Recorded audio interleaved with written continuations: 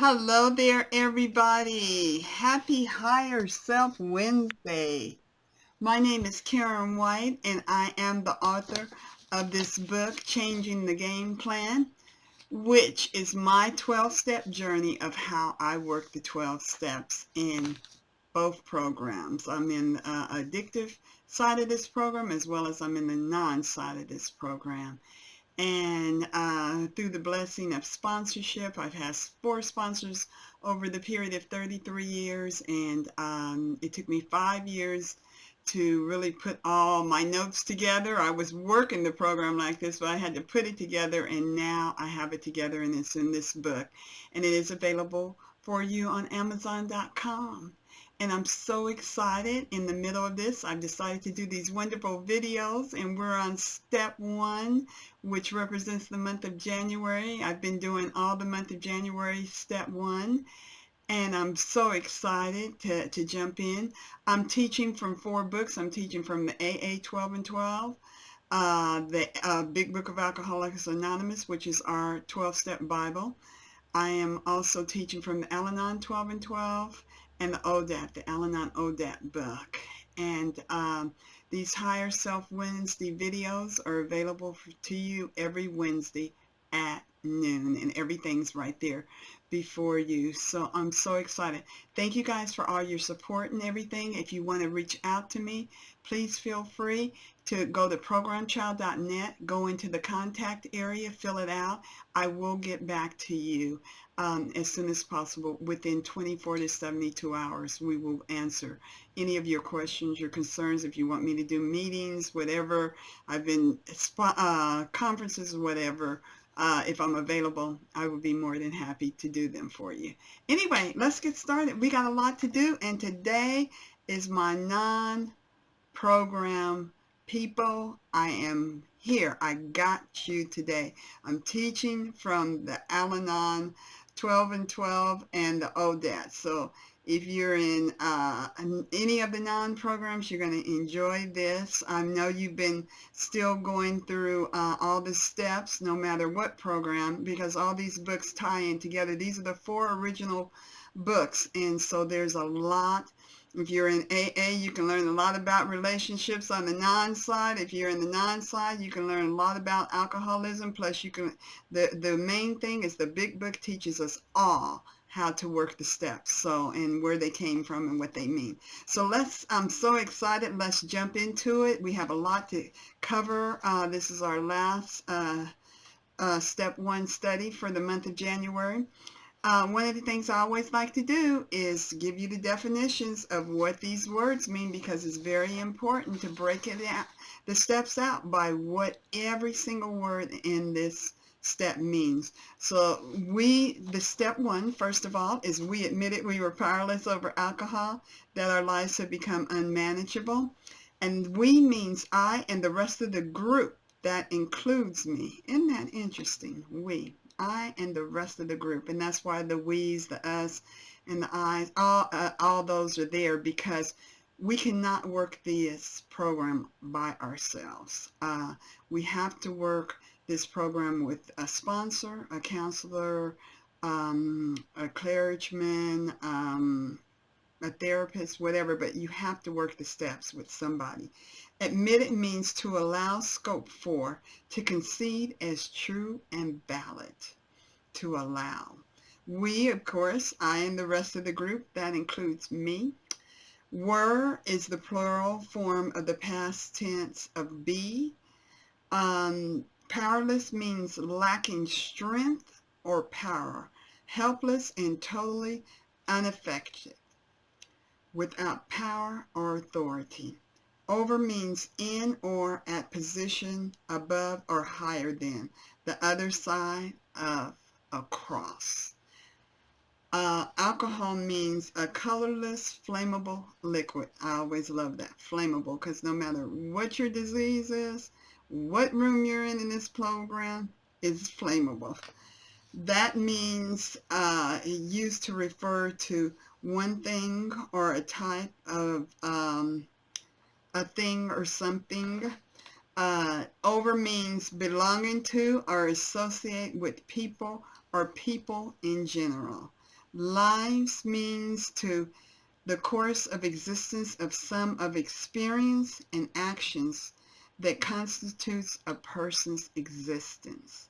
I love that. Become means to grow or come to be.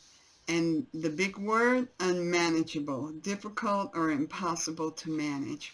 Well, we have been talking about powerlessness, unmanageability.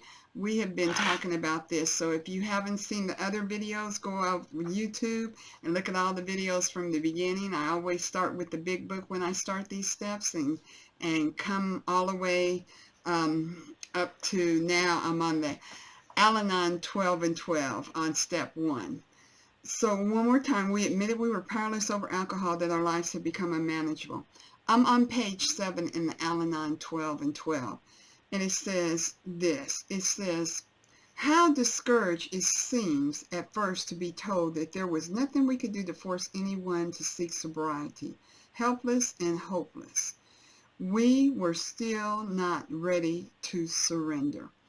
That is so funny because I am on the other side of this room as well. And surrendering your control in your sobriety mind is probably the hardest thing to do. You know, when we're on the addictive side, depending on what your addiction is, a lot of times you have blackouts and you don't even remember what you're doing, and then you come to the realization that you have to admit that you're powerless over something. But I always say we're the sicker ones because we do everything without substance. So our disease is even more potent because we do our disease without anything attached to it. We just do it. It just comes out of us. And the bad part about it is we remember everything that we did. So the guilt and shame on this side of the room is just horrific. I mean, you are just, because you remember everything. And if you don't, by the time you go through these steps, you'll start remembering things. Because sometimes pain in this program does cause us to black out. The pain has been so bad and the stress of it. But it will come to you as you go through these steps. And I always say, this was the hardest step that I ever took because of one word, powerlessness. I was unmanageable. I could say that. It was unmanageable. I can admit that. But the powerlessness, that was like going to take me to failure. I was like, that was going to make me not smart. That was not going to make me wise. That was not going to give me any type of ability to be able to do things. And so it goes on to say, it says, by taking step 1, we acknowledge that we had no power to make another person stop drinking. It says threats, pleas, and other determined use of our will were usually futile. And it's so funny because in this side of the room, we are always trying to push our way and our thought about what we think that the situation should be. And it's so funny because one thing that I've learned over the 33 years is that half the time, if I had got my way, I probably wouldn't have liked it anyway. I was never satisfied because to be satisfied in these rooms is you have to learn to satisfy yourself. Everything comes from within you. You're the only one that can satisfy you. No matter what a person's doing, when you get over the part that you feel sorry and compassionate for them, and then you start to get into that part where you feel that you want to change them and help them, that's where you will always be defeated. You have to learn to look at situations and let people go through their own things and their own struggles. And it's hard. It's hard to do. And as soon as you come out of the addiction part, you go right into this part where now you're not drinking, drugging, overeating, having the sexual urge, the gambling, the stealing, whatever your addiction is. And now all of a sudden you're left with this side of this program. And so it goes on to say on page 7, others among us having shouldered major responsibilities, may have found it difficult to let go and to admit powerlessness over something in our lives that we felt must change. We thought it as defeat, and we were determined not to be defeated in what we consider a worthy goal. I love that because I never thought that I was really considering it as a worthy goal, but I had to be considered as a worthy goal because I was pushing in too hard. I was using everything I got, all the strength that I had, all the tactics that I could use to try to manipulate or get things to be my way. And most of the time when we get there, we're not satisfied anyway. I mean, the alcoholic stops drinking, we're still not satisfied because now he's going to too many meetings, you know. So it's not about somebody else. It's about what we need for ourselves to make us happy. And if you're focusing on someone else and something else, you are not focusing in on yourself. That means that you are not getting the help that you need, and you're not taking care of yourself. It goes on to say, when some of us first turned to Al-Anon for help, we were in no frame of mind to admit anything but how badly life was treating us. Oh, how I remember that. Especially in Al-Anon, because when Al-Anon for me, I came into Al-Anon before I went on the other side of the addictive part for me. And coming into Al-Anon, I thought, really and truly, I had never heard of it before, so I thought it was going to be a group of people, maybe since the guy had told me that 12-step me, they were like me, and I was so distraught at that time. As far as I was concerned, I was going to go get some buddies, and we were going to straighten him out, you know what I'm saying? Not knowing that it was about me all the time. And then when I went in the other side of the room, and I really realized my disease on that side of the room, and I had to cure that side. Oh, it was unbelievable. It says how difficult it was for us to face the idea that there was an area in which we were so helpless. And I think in one of the videos I did tell you that in my conquering, trying to conquer things, especially on this side of the room, I would write down stuff that I needed to do next, and I was watching myself fail because I had to scratch it out and write something else over or try to plan something else because the stress of everything was so much. I was thinking to myself that I was forgetting to do what I needed to do in trying to plan it. So I totally hit my bottom. I hit a bottom in the 12-step program in this non-anon room, like alcoholic hits the bottom with his drinking. So I came into these rooms totally wiped out. My first meeting, I was sitting there screaming and crying the whole meeting. I mean, all they did was just set me over there and let me cry and gave me a Kleenex. It says on page 8, it says, it becomes easier to accept something we knew we could not control. And it did after I heard it. See, our acceptance comes as we go to these meetings and we're talking to our sponsor and she's sharing her experience, strength, and hope, and we're hearing people in these rooms talking about how they're getting through these situations that baffle us, and they're giving us the solution of what they're doing. You know, I'm not doing this anymore. I'm not going to his job anymore. I'm not calling him. I'm not waking up in the morning, in the middle of the night to see if he's home. I'm not calling him on the phone. I'm not calling his job. You know, when we start hearing these things and we start applying these things to our lives do change.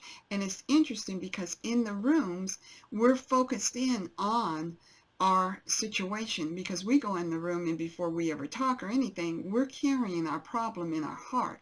So before people usually even get to me, I have already heard my solution.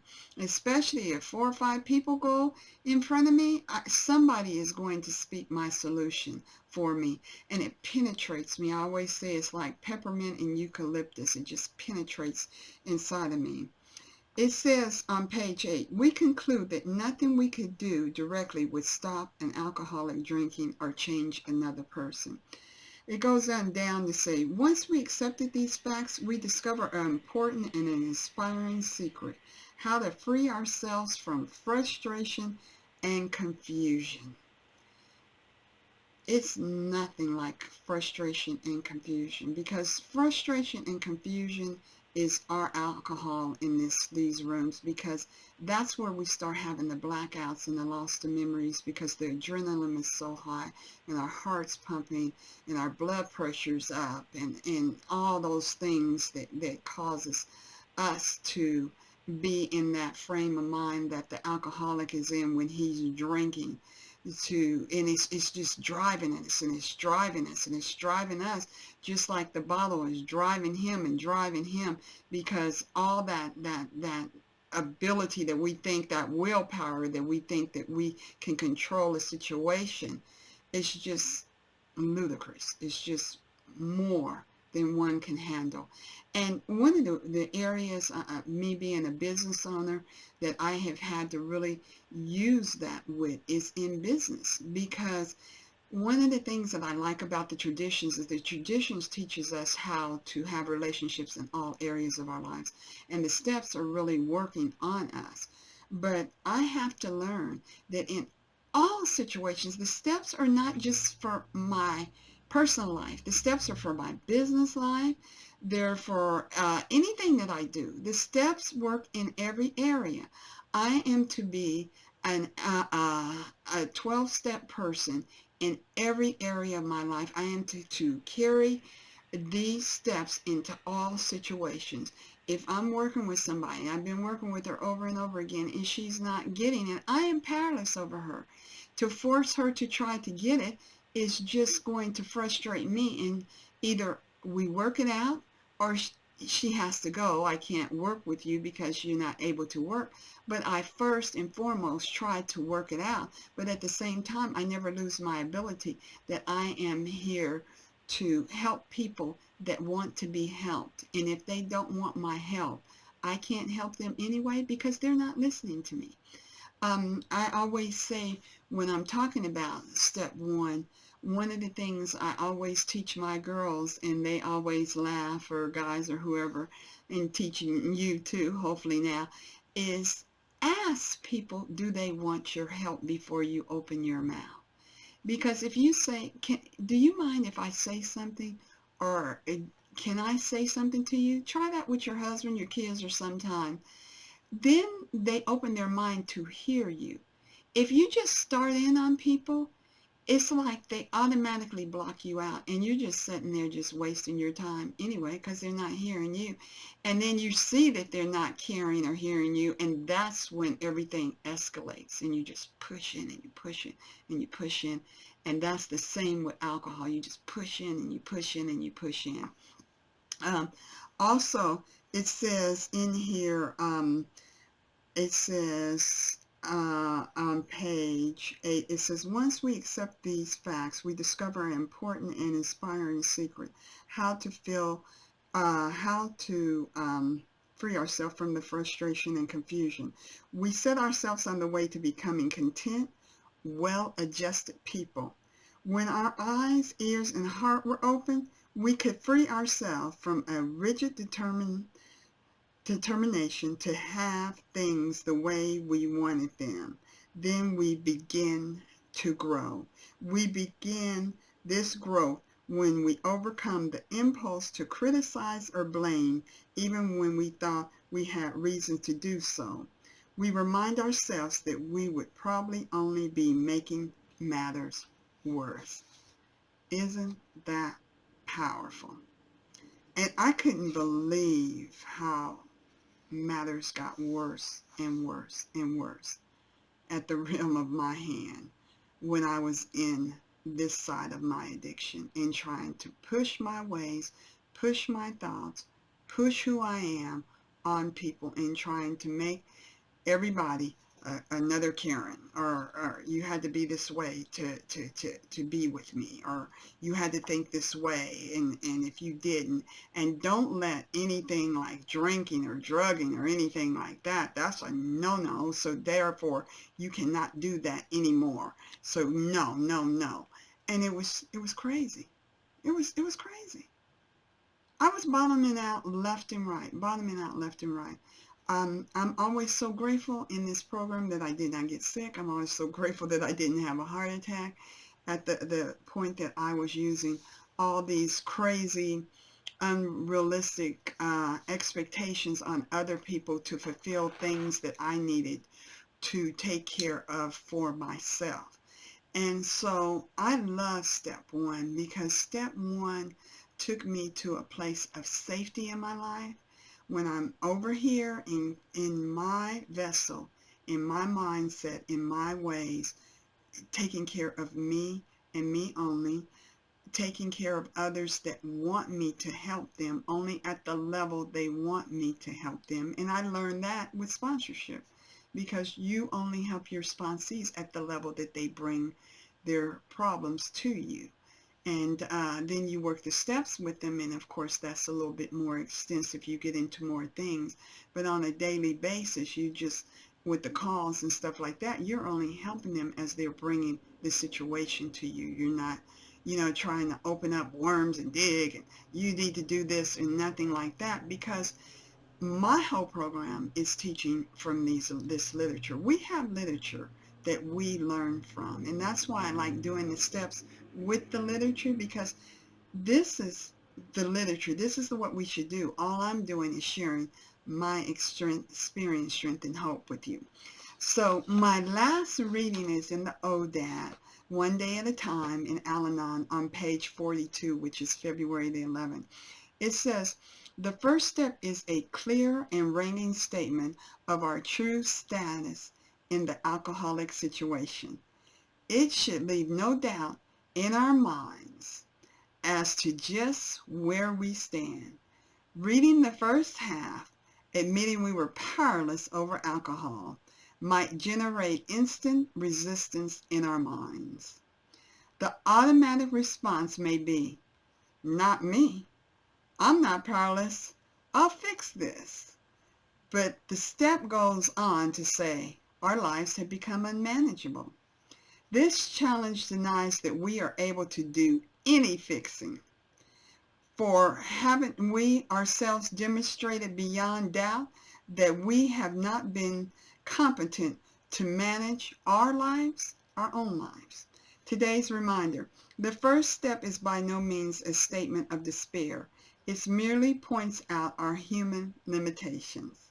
It prepares us to become humble so we can find the spiritual answers that will place our lives on an entirely different plane. It is a preparing us for deliverance from problems we cannot cope with alone. Let not my stubborn self-will stand in the way of my achieving serenity. Before I can accomplish anything, I must accept my need for help. And I'm going to end on that note. I'm going to end step one on that note.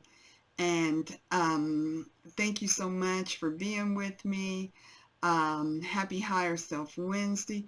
Remember, continue to go to meetings, get a sponsor, get a therapist, get a counselor, get a clergyman, whatever you need to get to work these steps, and keep going to your meetings. And blessings over you today, great people, until we meet again.